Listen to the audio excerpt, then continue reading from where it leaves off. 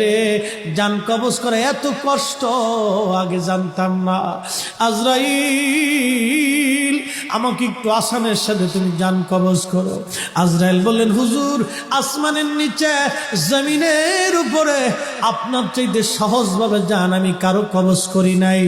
আল্লাহ আমার উপরে করা নির্দেশ, আমার হাবিবের জান কবজ হবে সবচেয়ে বড় আসানে।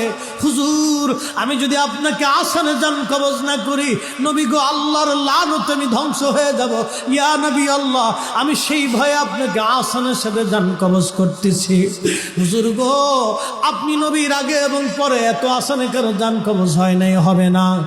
আল্লাহর নবী ডেকে বলে, আজরাইল জান কবজ এত কঠিন, এত কঠিন, আমার কাছে কষ্ট হয়। একটা অনুরোধ তোমার কাছে করে দেয় আজরাইল, আমার উম্মতের জান কবজটা তুমি সহজে কইরো। আমার উম্মত গুনাহগার, আমার উম্মত পাপী,